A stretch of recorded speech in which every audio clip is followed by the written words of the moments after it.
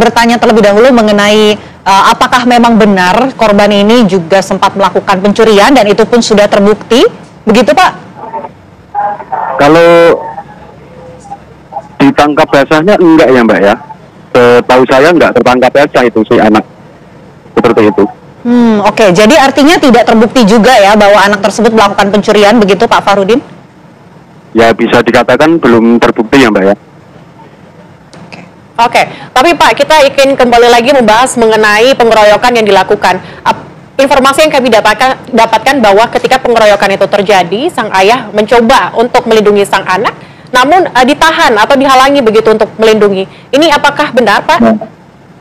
Ya, menurut keterangan dari ayah korban pada saat kita ngobrol keluarga gitu, memang benar seperti itu Mbak. Ayah korban melindungi ada salah satu terduga memukul dari belakang dan menarik gitu. Oke, baik. Kami ingin tahu juga Pak mengenai kondisi dari korban saat ini seperti apa Pak? Korban saat ini tadi pagi jam 9 dapat itu ya Mbak, panggilan dari Polres Boyolali. Kita membuat laporan didampingi lawyer juga terkait pelaporan nanti bisa ditanyakan dengan lawyernya langsung ya Mbak ya. Halo kawan, jumpa lagi dengan Toro Channel ya. Bismillahirrahmanirrahim. Assalamualaikum warahmatullahi wabarakatuh. Allahumma sholli ala sayyidina Muhammad wa ala ali sayyidina Muhammad. Oke kawan, kali ini kita akan berseling ya.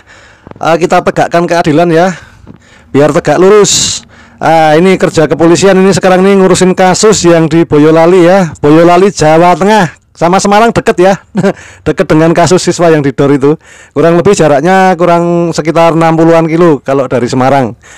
Ini terjadi di Boyolali Jawa Tengah ya. Jadi kasus anak ABG ya, yang banyak orang diginikan banyak orang ya, diginikan banyak orang atau masa asal Banyusri kecamatan Wonosegoro ya, Wonosegoro Boyolali ya, yang dituduh mencuri celdam. Dituduh mencuri celdam ya, yang terus bergulir ya pada saat ini ya. Jadi korban si ABG ini yang masih sekolah ini sekarang didampingi 6 pengacara resmi ya, dan sudah melapor ke Polres Boyolali tanggal 10 ya, bulan Desember 2024 bersama tim pengacara. Korban kemudian membuat LP di SPKT ya. Setelah itu korban dan Mulyadi ayahnya menuju gedung Satreskrim untuk dimintai keterangan oleh penyidik dari Unit Perlindungan Perempuan dan Anak atau PPA. Ya, tentu kita harap semoga segera ditetapkan sebagai TSK ya, yang mengginiin. Itu kurang lebih ada 15 sampai 20 pemuda ya. Padahal ini masih ABG dan dituduh mengambil celdam tapi tidak izin. Nah, itu. Cuma masalah celdam aja sampai di lebih dari 15 orang. Wah, ini sangat prihatin sekali ini ya. Sangat memprihatinkan warga negara Indonesia ini ya. Oke, kita lanjut ya. Jadi dalam LP itu dijelaskan dalam pemeriksaan yang berlangsung selama kurang lebih 1 jam, ada beberapa hal yang ditanyakan oleh penyidik ya, mulai dari kronologi pengginian, kronologi itu, kemudian siapa saja yang melakukan gini, hingga barang apa yang digunakan untuk melakukan pengginian. Nah, itu yang ditanyakan oleh Reskrim ya. Memang hampir lengkap dan semuanya sudah disampaikan ya. Jadi tinggal nunggu prosesnya saja ya. Disinggung pelaku pengginian itu ada 15 orang yang diduga melakukan pengginian. 15 orang ya, pada inisial KM atau korbannya itu ya. Ada yang menggunakan tangan kosong, ada juga yang menggunakan alat ya. Alatnya terbuat dari benda keras tentunya. Dan si korban ini mengalami kesakitan ya di bagian ini, tulang hidungnya itu pecah dan kepala belakang itu ada kecapnya. Dan seluruh mukanya penuh kecap ya. Badannya, kakinya. Nah, ya begitulah, bisa dilihat di video ya. Walaupun cuma sekilas tapi sudah sangat ya tidak mengenakkan untuk dipandang ya. Sementara itu ya, yang namanya Mulyadi itu ayah korban ya, mengaku hanya bisa menyaksikan anaknya di gituin hingga ya kayak gitulah, ambiar gak karu-karuan tuh. Bahkan dia dan anaknya juga diancam akan yang ngancam warga, pemuda, termasuk RT-nya ya. Dari berita yang valid, kredibel dan terpercaya, itu RT-nya ikut bersama 15 orang yang lain ya. Oke, kita lanjut ya. Saya di Jakarta ditelepon Pak RT suruh pulang, ngambil anak, suruh ikut ke Jakarta. Senin sore saya sampai, terus habis ngisa saya ke rumah tokoh masyarakat untuk meminta maaf, terus mau izin anak saya bawa ke Jakarta. Terus kejadiannya anak saya di masa kayak gitu. Kenapa itu Pak? Karena masalah nyurut daleman katanya. Lukanya hidung patah, sini retak, nama belakang kendaraan. Bertanya terlebih dahulu mengenai apakah memang benar korban ini juga sempat melakukan pencurian dan itu pun sudah terbukti, begitu Pak? Kalau ditangkap basahnya enggak ya Mbak ya. Setahu saya enggak tertangkap basah itu si anak. Seperti itu. Oke. Jadi artinya tidak terbukti juga ya bahwa anak tersebut melakukan pencurian, begitu Pak Farudin? Ya bisa dikatakan belum terbukti ya Mbak ya. Oke, tapi Pak, kita ingin kembali lagi membahas mengenai pengeroyokan yang dilakukan. Informasi yang kami dapatkan bahwa ketika pengeroyokan itu terjadi, sang ayah mencoba untuk melindungi sang anak, namun ditahan atau dihalangi begitu untuk melindungi. Ini apakah benar, Pak? Ya, menurut keterangan dari ayah korban pada saat kita ngobrol keluarga gitu, memang benar seperti itu Mbak. Ayah korban melindungi ada salah satu terduga memukul dari belakang dan menarik gitu. Saya lanjut lagi ya. Jadi sang ayah pada waktu di sesepuh desa untuk mediasi untuk minta maaf, dia berusaha melindungi anaknya karena anaknya sudah oleh belasan orang. Digituin oleh belasan orang ya, malah bapaknya menjadi sasaran para pelaku. Jadi ayah korban ini melindungi anaknya, malah ditarik dan oleh warga lainnya. Setelah kekerasan itu terjadi, ketua RT mengancam korban dan ayahnya agar kasus kekerasan tersebut tidak mencuat ke publik. Nggak boleh disyuting, nggak boleh diupload, nggak boleh difoto. Itu semua HP pada suruh nyembunyiin semua kan gitu ceritanya ya. Selain itu korban dilarang bawa ke rumah sakit ya, karena dikhawatirkan perkara tersebut akan terungkap. Namun karena kondisi fisik korban yang sudah tidak memungkinkan lagi kesehatannya, tergolong ya lumayan nggak bisa apa-apa ya. Korban akhirnya dibawa ke rumah sakit Sisma Medika Karanggede Boyolali sekitar jam 12.30 ya siang ya. Korban dibawa ke rumah sakit oleh keluarganya karena anunya yang cukup lumayan ya.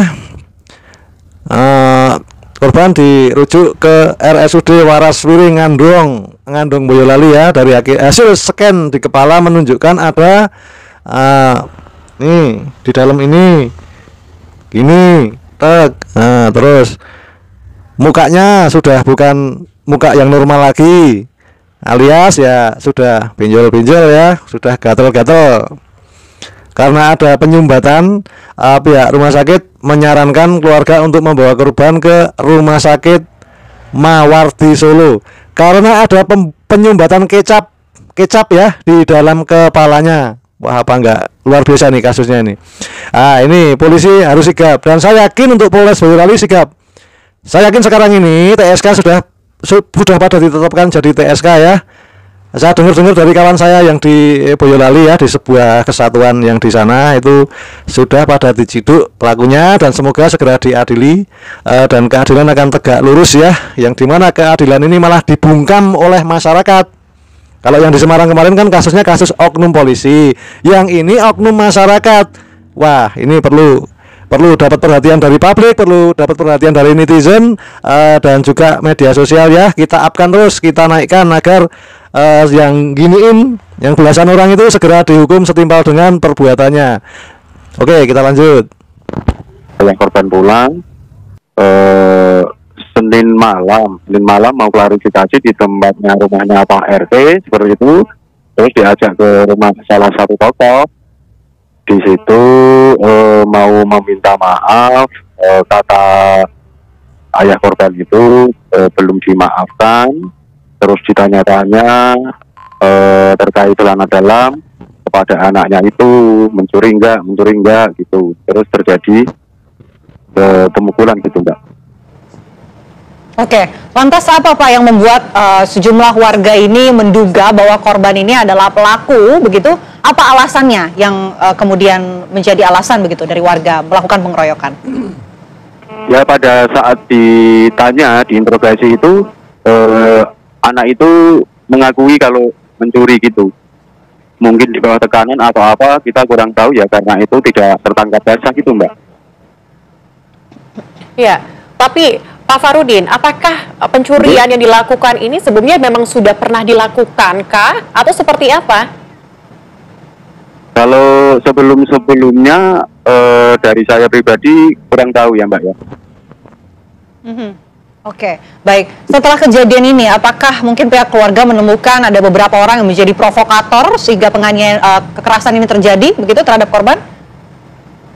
Kalau menurut keterangan dari ayah korban itu memang ada apa ya, ada sedikit provokasi gitu katanya dari salah satu terduga pelaku bahwa dia itu memberitahu ke warganya lah, kowe kehilangan kakak, kan secara bahasa Jawa seperti itu.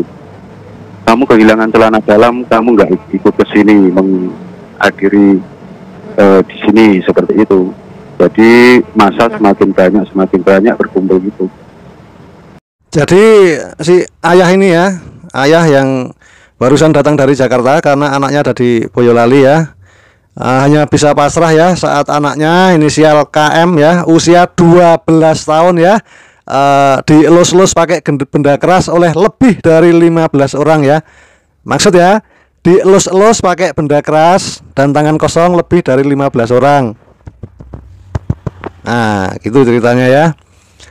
Jadi ketua RT setempat ya, itu malah ikut. Saya ulangi lagi ya, ketua RT setempat malah ikut mengelus-elus kepalanya hingga ambiar ya. Jadi KM itu dielus-elus pakai benda keras dan tangan kosong karena dituduh mengambil tanpa izin celdam ya, celdam. Wah, malah mau kebablasan ini, celdam ya. Dan milik tetangganya ya. Jadi kekerasan itu terjadi di Kecamatan Wonosegoro ya pada hari Senin tanggal 18 bulan November 2024. Jadi peristiwa itu sudah 3 minggu dan baru terkuak berkat Reporter TV ya. Nah, ini harus kita upkan nih, kita nyalakan ya. Tak hanya di gituin, tapi kuku KM atau korban juga dicabut dengan tang. Bocah usia 12 tahun kukunya dicabut dengan tang. Ya mungkin mau dibersihkan kukunya ya, kukunya mau dibersihkan oleh para terduga pelaku. Jadi kasus kekerasan tersebut kemudian dilaporkan ke Polres Boyolali.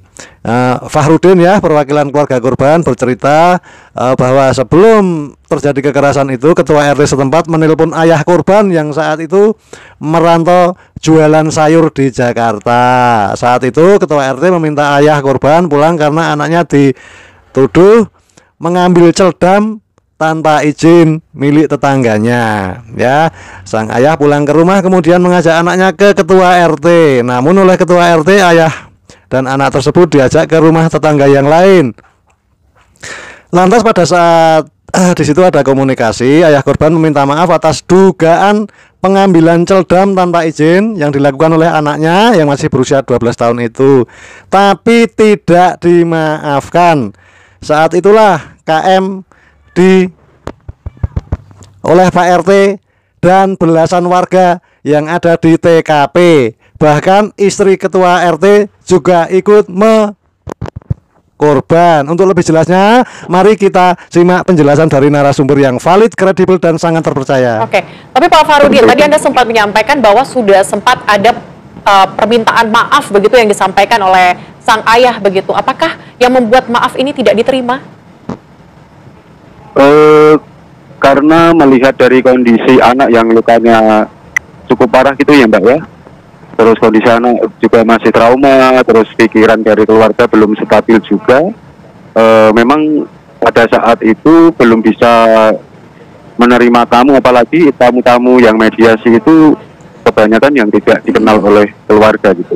Putusannya tidak dikenal oleh keluarga. Seperti itu. Oke, Pak, tapi kami ingin bertanya terlebih dahulu mengenai apakah memang benar korban ini juga sempat melakukan pencurian dan itu pun sudah terbukti, begitu Pak? Kalau ditangkap basahnya enggak ya Mbak ya. Setahu saya enggak tertangkap basah itu si anak. Seperti itu. Oke, jadi artinya tidak terbukti juga ya bahwa anak tersebut melakukan pencurian, begitu Pak Farudin? Ya bisa dikatakan belum terbukti ya Mbak ya. Oke, tapi Pak, kita ingin kembali lagi membahas mengenai pengeroyokan yang dilakukan. Informasi yang kami dapatkan bahwa ketika pengeroyokan itu terjadi, sang ayah mencoba untuk melindungi sang anak, namun ditahan atau dihalangi begitu untuk melindungi. Ini apakah benar, Pak? Ya, menurut keterangan dari ayah korban pada saat kita ngobrol keluarga gitu, memang benar seperti itu Mbak. Ayah korban melindungi adalah ada salah satu terduga memukul dari belakang dan menarik gitu.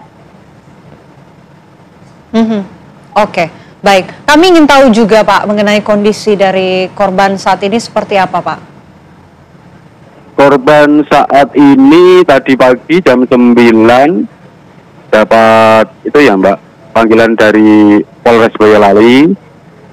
Kita membuat laporan didampingi lawyer juga. Terkait pelaporan nanti bisa ditanyakan dengan lawyernya langsung ya Mbak ya.